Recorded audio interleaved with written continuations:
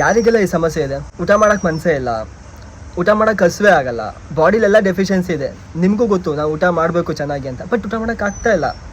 ಯಾಕಾಗುತ್ತೆ ಈ ಥರ? ಇದಕ್ಕೆ 2 ಕಾರಣಗಳಾಯ್ತಾ. ಒಂದು ಮೆಡಿಕಲ್ ಕಾಸು, ಇನ್ನೊಂದು ಫಿಸಿಯೋಲಾಜಿಕಲ್ ಕಾಸು. ಮೆಡಿಕಲ್ ಏನು ಕಾರಣ ಅಂತಂದರೆ, ಒಂದು ನಿಮ್ಮ ಗಟ್ ಸರಿ ಇರಲ್ಲ, ಇಲ್ಲ ನಿಮ್ಮ ಬಾಡಿ ಮೆಟಬಾಲಿಸಮ್ ಪ್ರಾಬ್ಲಮ್ ಇರುತ್ತೆ. ಇದಕ್ಕೆ ನೀವು ಮೆಡಿಕಲ್ ಚೆಕಪ್ ಮಾಡಿಸ್ಕೊಳ್ಳಿ, ಅದಕ್ಕೆ ನೀವು ಪರಿಹಾರನ ಕಂಡ್ಕೋಬೇಕಾಗತ್ತೆ. ಮತ್ತು 2ನೇದು ಫಿಸಿಯೋಲಾಜಿಕಲ್ ಕಾಸು, ನಿಮ್ಮ ಅಪಟೈಟ್ ಅಂತ ಅಂತೀವಿ, ನಿಮ್ಮ ಹಸುವಾಗೋದನ್ನ, ನಿಮ್ಮ ಅಪಟೈಟೇ ಕಮ್ಮಿ ಇರುತ್ತೆ. ಇಂಥ ಕಂಡೀಷನಲ್ಲಿ ಮೊದಲನೇದಾಗಿ ನೀವು ಆ್ಯಪಲ್ ಸಿಡರ್ ವಿನೆಗರ್ ಅಂತ ಬರುತ್ತೆ, ಅದನ್ನು ತೊಗೊಂಡು 1 ಸ್ಪೂನ್ ತೊಗೊಂಡು ಅದನ್ನು ಬಿಸಿನೀರಿಗೆ ಹಾಕಿ ಊಟಕ್ಕಿಂತ ಮುಂಚೆ ಅದನ್ನು ಕುಡಿಯೋದ್ರಿಂದ ನಿಮ್ಮ ದಿನ ಪೂರ್ತಿಯ ಊಟ ಹಸುವು ಚೆನ್ನಾಗಾಗುತ್ತೆ. ಮತ್ತು 2ನೇದಾಗಿ ಬಾಟಲ್ ಗಾರ್ಡ್ ಅಂದರೆ ಸೋರೆಕಾಯಿ ಜ್ಯೂಸು, ಇದನ್ನು ಕುಡಿಯೋದ್ರಿಂದ ನಿಮ್ಮ ದಿನ ಪೂರ್ತಿ ಮೆಟಬಾಲಿಸಮ್ ಮೇಂಟೈನ್ ಆಗ್ತಾ ಹೋಗುತ್ತೆ. ಸೊ ನಿಮ್ಮ ಹಸುವು ಏನಾಗುತ್ತೆ ಅದು ಜಾಸ್ತಿ ಆಗುತ್ತೆ, ಮೆಟಬಾಲಿಸಮ್ ಏನಿದೆ ಇದು ಜಾಸ್ತಿ ಆಗುತ್ತೆ.